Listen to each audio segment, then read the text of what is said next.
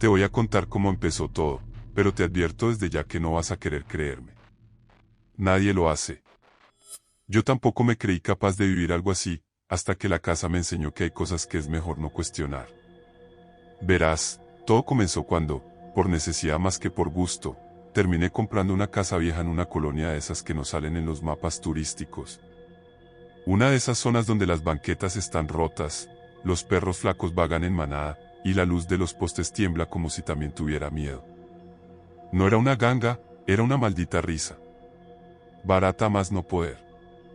El tipo que me la vendió ni siquiera quiso entrar para enseñármela, me lanzó las llaves como si se quitara una maldición de encima, y me deseó buena suerte, pero lo dijo de una forma tan seca que, por un momento, me dieron ganas de devolverle las llaves en la cara.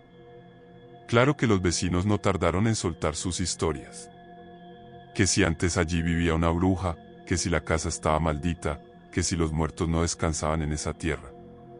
Tonterías. Historias de pueblo para asustar a los forasteros, pensé.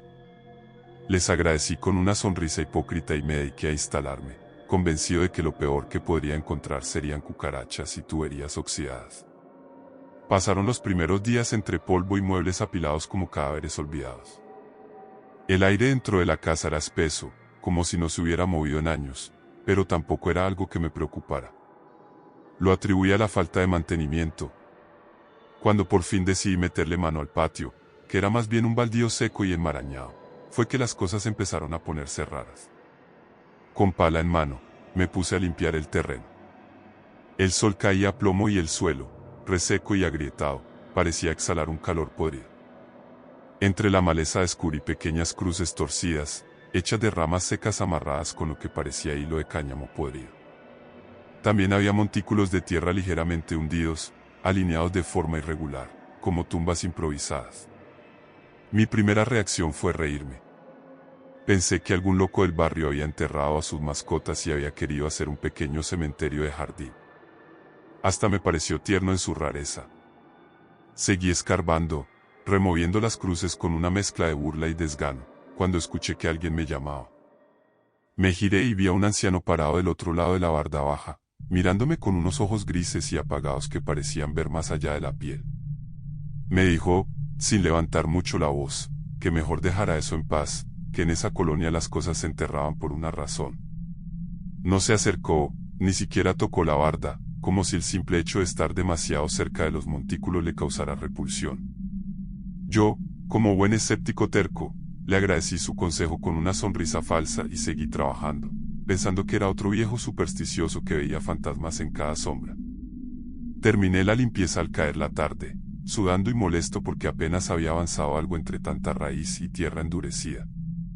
Me metí a la casa, tomé una ducha fría y me tiré en el sofá con una cerveza barata en la mano, dejando que el murmullo de los grillos llenara el silencio pesado de la noche. Fue entonces cuando comenzaron los golpes. Al principio pensé que era el viento. Golpes secos, espaciados, como si alguien llamara con los nudillos en la puerta trasera. Me levanté, a regañadientes, pensando que serían unos mocosos del barrio jugando a asustar al nuevo. Abrí la puerta de golpe, listo para gritar o perseguir a quien estuviera allí. No había nadie. Solo la oscuridad apretada del patio, la maleza que susurraba al compás de un viento tibio que olía a tierra y a óxido. Cerré de nuevo, algo irritado, y regresé al sofá. Pero el ambiente ya no era el mismo. Sentía un peso invisible aplastándome el pecho, como si la casa misma hubiera contenido la respiración. Cada crujido de la madera vieja me ponía los nervios de punta. Y entonces, sin quererlo, mi mirada se desvió hacia la ventana que daba al patio. Fue apenas un parpadeo. Una mancha blanca, menuda, parada junto a los montículos que había descubierto esa tarde. Era una figura infantil, delgada como un esqueleto, inmóvil, con los brazos caídos a los costados. No se movía, no hacía ruido, solo estaba allí, como esperándome. Me obligué a parpadear, a mirarla de frente, pero para cuando mis ojos terminaron de ajustarse a la oscuridad, ya no había nada. Solo los montículos, torcidos y callados, respirando tierra bajo la noche caliente. No sé cómo explicarlo sin sonar como un loco, pero después de aquella primera noche, algo en la casa cambió. Era como si, al tocar esas tumbas, hubiera roto un vidrio delgado que separaba este mundo de algo que no debería estar aquí. Cada mañana, cuando despertaba, sentía que el aire era más denso, más cargado, como si estuviera respirando agua en lugar de oxígeno. Todo olía diferente, también, como a flores podridas, a humedad vieja, a tierra removida. Al principio fueron pequeñas cosas. Un susurro que creía oír justo cuando me estaba quedando dormido. Una sombra que pasaba por el rabillo del ojo mientras lavaba los platos. Sonidos tenues, casi tímidos, como pasos de pies descalzos sobre el suelo de madera. Me decía a mí mismo que era mi mente jugándome trucos, que estaba sugestionado por la historia del viejo y la maldita visión de la figura en el patio. Pero las cosas no tardaron en volverse más sólidas. Recuerdo que una tarde, mientras barría la cocina, vi claramente a un hombre parado de espaldas, justo en la esquina donde la luz apenas llegaba. Era alto, delgado hasta parecer enfermo, vestido con ropa que parecía pegada a su cuerpo, deshilachada y sucia. No hacía nada, no se movía. Simplemente estaba allí, ignorándome, como si yo fuera el intruso y él el verdadero dueño de la casa. Tragué saliva, parpadeé, y ya no estaba. El problema fue que, aunque desaparecía, la sensación de ser observado nunca se iba del todo. Era como tener un par de ojos clavados en la nuca a cada paso que daba. Los niños fueron lo peor. Cada vez que miraba hacia el patio, que ya evitaba a toda costa, los veía allí, jugando entre los montículos. No tenían ojos, solo cuencas negras que parecían sangrar una sombra espesa, imposible. Se movían de manera extraña, como marionetas rotas, sus cabezas torciéndose en ángulos antinaturales mientras reían sin hacer ningún sonido. No sé si era peor oírlos o verlos moverse así, descompuestos, como si el propio tiempo se rompiera a su alrededor. Una noche, mientras intentaba ignorar los ruidos provenientes de las paredes, porque ahora también había mujeres murmurando oraciones en voz baja detrás del tabique, como si toda la casa fuera una enorme iglesia clandestina, decidí que era suficiente. No iba a quedarme otro minuto allí. Ni un segundo más. Tomé mi maleta, agarré las llaves, y me lancé hacia la puerta principal. La giré con fuerza, dispuesto a salir corriendo aunque fuera en pijama. Pero la maldita puerta no se movió. No estaba cerrada con seguro. No estaba trabada. Era como si la casa misma sujetara el picaporte del otro lado, riéndose de mi desesperación. Entré en pánico. Pateé, empujé, grité. Incluso traté de romperla con una silla, con un martillo, con todo lo que tenía a mano. Ni siquiera un rasguño. Corrí hacia las ventanas, tiré los muebles que me estorbaban y traté de romper el vidrio con una piedra que había en el patio, pero fue inútil. Cada vez que lo lograba, cada vez que sentía el aire fresco de afuera en mi cara, parpadeaba, y despertaba otra vez en mi cama, en la misma posición, con la casa en silencio absoluto, como si nada hubiera pasado. Era como si estuviera atrapado en un bucle grotesco. Cada intento de escape era borrado, como si la casa pudiera reiniciar mi noche, devolverme al punto de partida, obligarme a enfrentarla una y otra vez. Desesperado, intenté todo lo que uno podría imaginar. Compré agua bendita en la parroquia del barrio, aunque el sacerdote apenas quiso escucharme, se limitó a mirarme como quien ve a un hombre condenado de antemano. Derramé el agua por todos los rincones, colgué crucifijos en cada puerta, en cada ventana. Recité oraciones en voz alta, pese a que ni siquiera soy un hombre religioso. Cuando eso no funcionó, pasé a medidas más drásticas, rompí paredes, intenté destruir los montículos del patio a martillazos, excavé hasta sangrarme las manos. Nada. No había salida. Cada intento fallido parecía irritar algo en la casa, como si estuviera despertando una conciencia que antes dormitaba. Las presencias se acercaban más, ya no se escondían en los rincones o en el rabillo del ojo.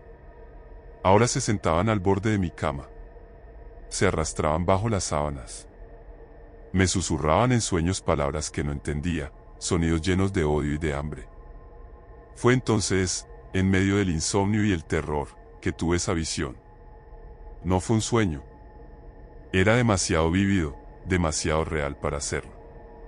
Vi las tumbas abiertas y las figuras que emergían de ellas. No eran víctimas, no eran almas inocentes atrapadas allí. Eran guardianes. Eran sellos vivos, anclas de algo mucho peor. Aquellos montículos no eran para honrar muertos, sino para mantener encerrado lo que yacía debajo. Y yo, idiota, los había profanado. Cuando desperté, sudando y temblando, corrí a la ventana, impulsado por un impulso que ya no era siquiera mío, como si mi cuerpo supiera que algo estaba a punto de pasar. Y allí lo vi. La tierra removida. Los montículos hundidos. Moviéndose. Respirando. Como un enorme vientre podrido, inflándose y desinflándose con un ritmo enfermizo, como si algo inmenso y antiguo estuviera tomando impulso para romper la costra de tierra que lo contenía. Y yo estaba atrapado adentro, sin forma de escapar. No sé cuánto tiempo pasé allí parado, mirando esa tierra respirar como un animal herido que sabe que va a morir y, en su desesperación, solo desea arrastrar a alguien más con él. Podía sentirlo en los huesos, ¿sabes? No era solo la visión, era algo más, algo que latía dentro de mí mismo, como si cada fibra de mi cuerpo gritara que lo que estaba bajo la casa no debía ser liberado, que debía huir, debía sellarlo, o acabaría consumiéndome. Pero para entonces ya era tarde. La casa empezó a cambiar ante mis ojos. El techo gemía como si estuviera vivo, las tablas se arqueaban y del yeso resquebrajado comenzaron a asomar dedos. No eran manos completas, ni siquiera cuerpos definidos, eran dedos pálidos, delgados como insectos, que arañaban lentamente las paredes, como si trataran de tejer algo, de atrapar algo o a alguien. Desde el techo, las bocas abiertas se formaban en la pintura húmeda, murmurando letanías en idiomas que no deberían ser pronunciados, palabras tan antiguas y cargadas de odio que la sangre me hervía solo de oírlas. Y las sombras. Dios, las sombras ya no se escondían. Se arrastraban por el suelo como aceite, deformándose en formas imposibles, rostros sin ojos que abrían las bocas en gritos silenciosos, cuerpos encorvados que parecían deshacerse y recomponerse en cada paso, niños encadenados a hombres, mujeres a bestias, un carnaval de horrores sin nombre que avanzaba inexorable hacia mí. No caminaban, no corrían, parecían flotar, y cada vez que una de esas figuras se acercaba demasiado, sentía que un trozo de mí se despegaba como carne vieja de un hueso podrido. Entonces lo entendí, de alguna manera, entre el terror y el delirio. No podía escapar.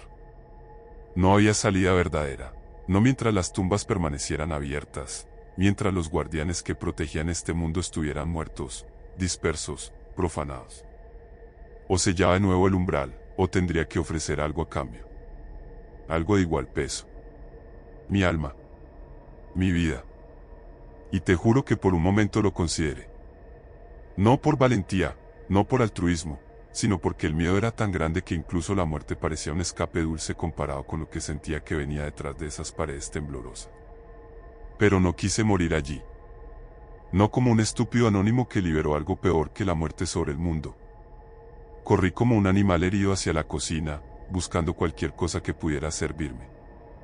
Recordé vagamente lo que el viejo vecino había dicho, medio en broma, medio en serio, que a veces bastaba con sal, sangre y fe para mantener a raya a lo que no debería caminar en este mundo.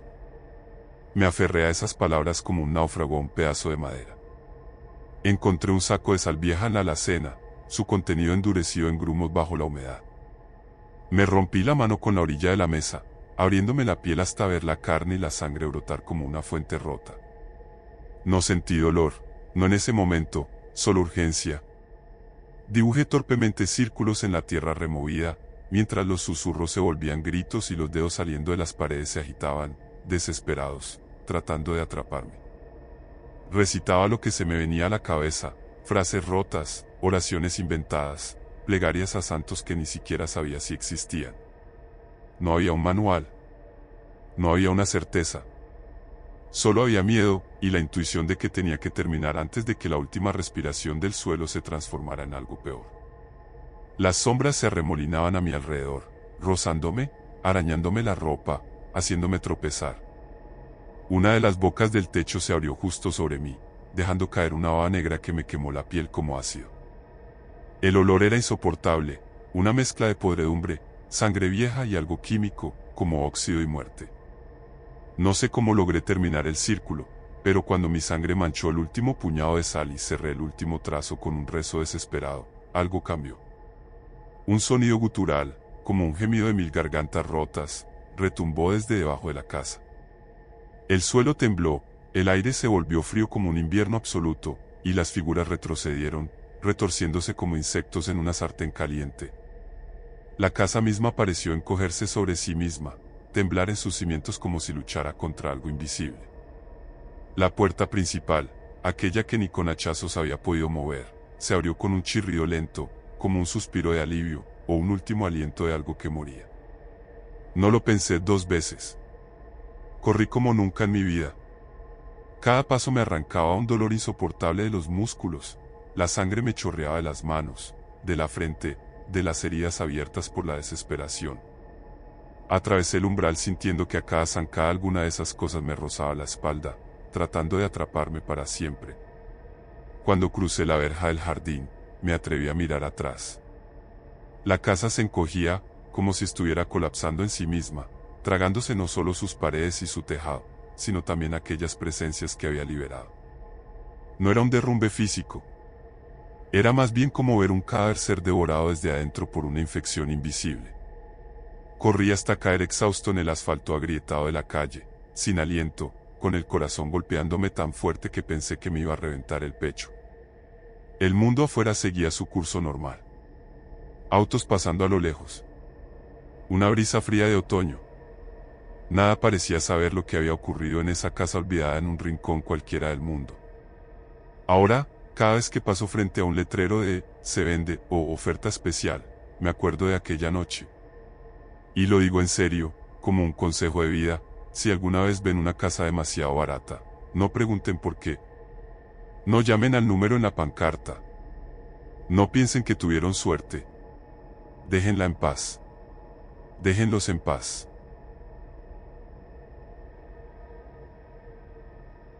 Gracias por escuchar hasta el final. Si te gustó la historia, te invito a suscribirte y dejar tu like. Nos vemos en el próximo relato de los juegos siniestros de Charlie.